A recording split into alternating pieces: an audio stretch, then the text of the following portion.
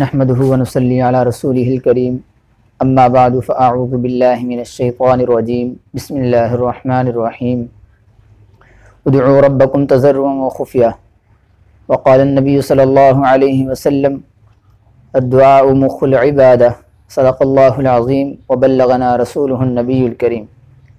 السلام علیکم دوستو، میں امید کرتا ہوں آپ سب حضرات خیریت سے ہوں گے اور اللہ رب العزت سے دعا گو بھی ہوں کہ اللہ رب العزت جو ہے وہ جو بیمار ہیں، پریشان حال ہیں، تکلیف میں مبتلا ہیں، اللہ رب العزت ان سب کی بیماریوں کو، تکلیفوں کو، پریشانیوں کو دور فرمائے۔ میرے دوستو، آج کی میری اس ویڈیو کا موضوع جو ہے وہ دعا کے بارے میں ہے۔ اللہ رب العزت نے قرآن کریم میں ارشاد فرمایا ادعوا ربکم تضرعا وخفیا، کہ اپنے رب سے مانگو، اپنے رب کو پکارو عاجزی کے ساتھ اور پوشیدہ طور پر۔ اور سب سے بہترین جو وقت مانگنے کا حدیث میں بیان کیا گیا ہے اس کا مفہوم یہ ہے کہ تہجد کا جو وقت ہے وہ نبی کریم صلی اللہ علیہ وسلم نے ارشاد فرمایا کہ سب سے بہترین جو وقت اللہ رب العزت سے مانگنے کا ہے وہ تہجد کا ہے۔ تہجد کے وقت میں مانگنا چاہیے کیونکہ اس وقت اللہ رب العزت کی ذات جو ہے وہ آسمان دنیا پہ یعنی پہلے آسمان پر آئی ہوتی ہے اور یہ پکار رہی ہوتی ہے کہ کوئی ہے مجھ سے عافیت مانگنے والا، کوئی ہے مجھ سے رزق مانگنے والا کہ میں اس کو رزق دوں، میں اس کو صحت و تندرستی دوں، عافیت دوں۔ تو اس وقت میرے عزیز ساتھیوں دعا مانگنے کا موقع ہوتا ہے، اس وقت قبولیت کا بھی زیادہ امکان ہوتا ہے۔ اور دعا دو طرح کی ہے، ایک تو وہ دعا ہے جو ہم اپنے لیے مانگتے ہیں، وہ تو ہر کوئی کر رہا ہے آج کل، لیکن جو آج کل کا دور ہے، آج کل کے وقت کے اندر میرے عزیز ساتھیوں کسی کے پاس اپنے لیے دعا مانگنے کا بھی وقت نہیں ہے، دوسروں کے لیے تو بعد کی بات ہے۔ تو دعا کے دو پہلو ہیں، ایک وہ جو اپنے لیے مانگی جائے اور دوسری وہ جو دوسروں کے لیے مانگی جائے۔ اور جو شخص دعا نہیں مانگتا اللہ رب العزت سے، اللہ رب العزت اس سے ناراض ہوتے ہیں۔ حدیث میں بھی ہے کہ جو شخص اللہ رب العزت سے دعا نہیں مانگتا اللہ رب العزت اس سے ناراض ہوتے ہیں۔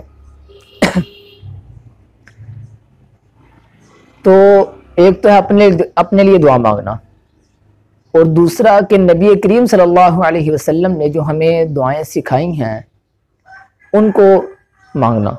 جیسے اور ایک اور بات آپ کے پیش نظر رکھ دوں کہ ایک ہے دعا کا مانگنا اور ایک ہے دعا کا پڑھنا۔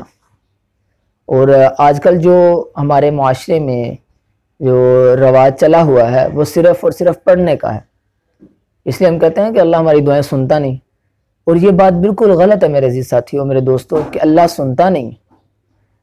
اللہ تو میرے عزیز ساتھیوں جو گناہگار ہے، جو پورا دن دکان پہ بیٹھے جھوٹ بولتا ہے، کانوں سے حرام سنتا ہے، آنکھوں سے حرام چیزوں کو دیکھتا ہے اور زبان سے جھوٹ بولتا ہے، اللہ رب العزت تو اس شخص کی بھی سنتا ہے۔ ہم کیسے کہہ سکتے ہیں کہ اللہ رب العزت ہماری دعائیں نہیں سنتا؟ وجہ اس کی یہ ہے میرے عزیز ساتھیوں کہ ہم دعائیں صرف پڑھتے ہیں، مانگتے نہیں ہیں۔ جیسے ایک بچہ اپنی ماں سے ایک مرتبہ چیز مانگتا ہے تو اس کی ماں نہیں دیتی، لیکن جب وہ ضد کرتا ہے، مانگنے کی انتہا کر دیتا ہے تو اس کی ماں اس کو دے دیتی۔ ہمیں تو آج کل مانگنا ہی نہیں آتا میرے عزیز ساتھیوں۔ تو نبی کریم صلی اللہ علیہ وسلم نے بہت سی ہمیں دعائیں سکھائی، اور اگر ساری زندگی ہم ایسی دعائیں سوچ کر بنانا چاہیں بھی تو ہم نہیں بنا سکتے جو نبی کریم صلی اللہ علیہ وسلم نے ہمیں دعائیں سکھا دی۔ اس میں بہت سی دعائیں ہیں۔ آپ صبح اٹھیں سوتے وقت، جب اٹھتے ہیں اٹھنے کی بھی دعا ہے اور سوتے وقت کی بھی دعا ہے، جب آپ نے بسترے پہ جانا ہے اس وقت سونے کی دعا ہے، پھر جب صبح اٹھنا ہے اپنے بیدار ہونا ہے اس وقت بھی دعا ہے، اور بیت الخلاء تک جانے کی، سے باہر نکلنے کی، اس کے بعد وضو کے شروع کی، درمیان کی، آخر پہ، ہر چیز کی اللہ کے نبی رسول اللہ صلی اللہ علیہ وسلم نے ہمیں دعائیں سکھا دی، بتا دی۔ اور یہ دعائیں میرے عزیز ساتھیوں ایک چھوٹی سی کتاب ہے، کتاب نماز ہے یا نماز حنفی مل جاتی ہے، اس میں یہ ساری دعائیں لکھی ہوئی ہیں، درج ہیں۔ ہمارے پاس تو وقت ہی نہیں کہ ہم نبی کریم صلی اللہ علیہ وسلم کی ان چھوٹی چھوٹی سنتوں کو سیکھ کر اس پر عمل کر سکیں، کہ اللہ رب العزت سے دعا ہے کہ اللہ رب العزت ہمیں ان چیزوں پر ان دعاؤں کو سیکھنے کی بھی اس پر عمل کرنے کی توفیق عطا فرمائے۔ اور یہ تو تھا اپنے لیے دعا مانگنا، اور اس کے لیے بہترین وقت نبی کریم صلی اللہ علیہ وسلم نے تہجد کا بتایا۔ اور اس کے بعد اب دوسرا پہلو ہے دوسروں کے لیے دعا مانگنا۔ تو میرے عزیز ساتھیو، میرے ایک اساتذہ میں سے ایک استاد ہیں، اللہ رب العزت ان کو صحت و تندرستی عطا فرمائے اور ان کی عمر کو دراز فرمائے اور ان کا سایہ تا دیر ہمارے سروں پر قائم رکھے۔ انہوں نے ہمیں یہ کہا تھا کہ بیٹا 3 طبقوں کو، 3 گروہوں کو اپنی دعاؤں میں کبھی مت بھولنا۔ ان میں سے پہلا طبقہ وہ ماں باپ ہیں کہ اپنی دعاؤں میں اپنے ماں باپ کو کبھی بھی مت بھولنا، ہمیشہ ان کو یاد رکھنا۔ اور دوسرا طبقہ کہ اپنے اساتذہ کرام کو اپنی دعاؤں میں کبھی مت بھولنا۔ اور تیسرا گروہ وہ جو آپ کے ساتھ ہیں، یعنی آپ کی کلاس کے اندر آپ کے دوست ہیں، اور آپ جہاں ملازمت کر رہے ہیں، تجارت کر رہے ہیں یا زراعت کر رہے ہیں، وہاں جو آپ کے ساتھ لوگ ہیں، یعنی آپ کے دوست احباب جو ہیں، ان کے لیے دعا کرنا۔ یعنی یہ 3 گروہ ایسے ہیں کہ جن کو اپنی دعاؤں میں کبھی مت بھولنا۔ نمبر 1 ماں باپ، نمبر 2 جو اساتذہ کرام ہیں، نمبر 3 جو آپ کی کلاس کے، آپ کے ساتھ کام کرنے والے ہیں، آپ کے دوست احباب، ان کو، یعنی ان 3 گروہوں کو کبھی اپنی دعاؤں سے مت نکالنا، اپنی دعاؤں میں ہمیشہ یاد رکھنا۔ تو میرے عزیز ساتھیو، دوسروں کے لیے دعا کرنے کے 2 فائدے ہیں۔ ایک تو دعا کا اجر و ثواب مل جاتا ہے کہ دعا مانگی ہے، اور دوسرا اس بات کا بھی اجر مل جاتا ہے کہ ہم نے اس دوسرے شخص کی خیر خواہی کی ہے، اور دوسرے انسان کی خیر خواہی چاہنا یہ بھی ایک نیکی ہے، ثواب کا کام ہے۔ تو میرے عزیز ساتھیو، اپنے لیے بھی دعا کرنا اور دوسروں کے لیے بھی دعا کرنا۔ اب ہم دیکھیں کہ ہمارے رشتہ داروں میں، اور دوسرا جو ہے اپنے ماں باپ، اپنے اساتذہ کرام، اپنے دوست احباب، اور چوتھے نمبر پر اپنے رشتہ دار جو ہیں، قریبی رشتہ دار ہیں، اور 5ویں نمبر پر اپنے پڑوسی جو ہیں، آپ کے گھر کے ساتھ چاروں طرف جو رہنے والے ہیں، اپنے پڑوسیوں کے لیے، ان 5 افراد کے لیے، 5 طبقات کے لیے خصوصی طور پر دعا کرنا، یعنی ان کے لیے ان کو اپنی دعا میں یاد رکھنا۔ تو اس کا دوسروں کے لیے دعا کرنا، اس کے آپ کو 2 فائدے ملیں گے۔ ایک تو یہ کہ آپ کو دعا کا اجر ملے گا کہ آپ نے دعا کی، اور دوسرا آپ نے دوسرے کی خیر خواہی چاہی، اس خیر خواہی پر بھی آپ کو اجر ملے گا۔ تو میرے عزیز ساتھیو، اپنے لیے بھی دعا مانگنا اور دوسروں کے لیے بھی دعا مانگنا۔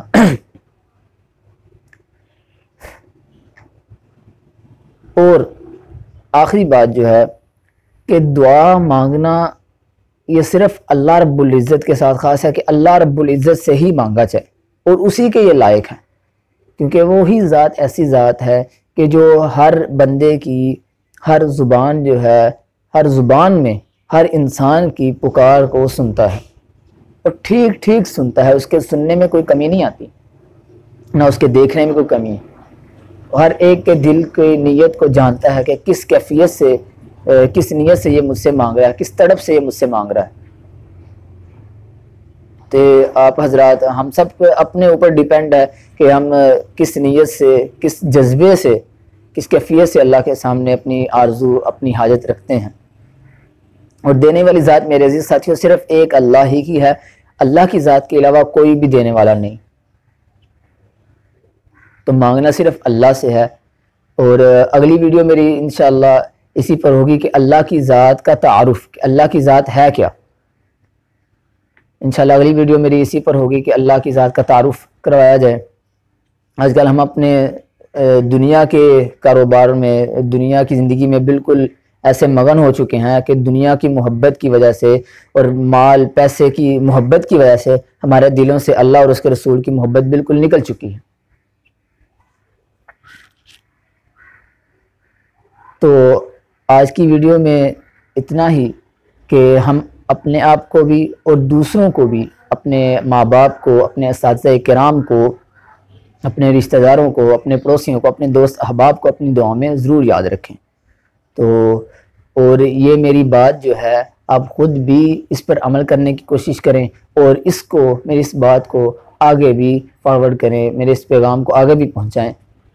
تو اچھی بات کو، نیکی کی بات کو آگے پھیلانا بھی ایک نیکی ہے۔ تو میرے ساتھی، چھوٹی چھوٹی بات کو لے کر اس پر عمل کرنا، چھوٹی چھوٹی نیکی پر عمل کرنا، یہ بھی ایک نیکی ہے۔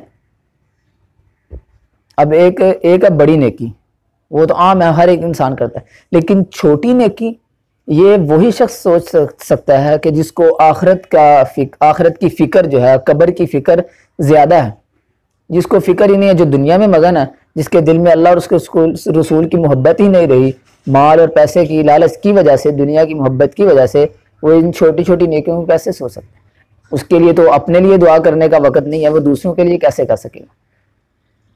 تو میرے عزیز ساتھیوں، میرے اس پیغام کو آگے تک بھی پہنچائیں اور میرے اس چینل کو سبسکرائب بھی کریں تاکہ میری آنے والی جو ویڈیو ہیں وہ آپ تک پہنچ سکیں۔ تو اللہ رب العزت سے دعا ہے کہ اللہ رب العزت جو کچھ میں نے کہا ہے اور آپ حضرات نے سنا اور دیکھا، تو اللہ رب العزت ہم سب کو، مجھے بھی، آپ حضرات کو بھی اس پر عمل کرنے کی توفیق عطا فرمائے اور دوسروں تک پہنچانے کی توفیق عطا فرمائے۔ وما علینا الا البلاغ۔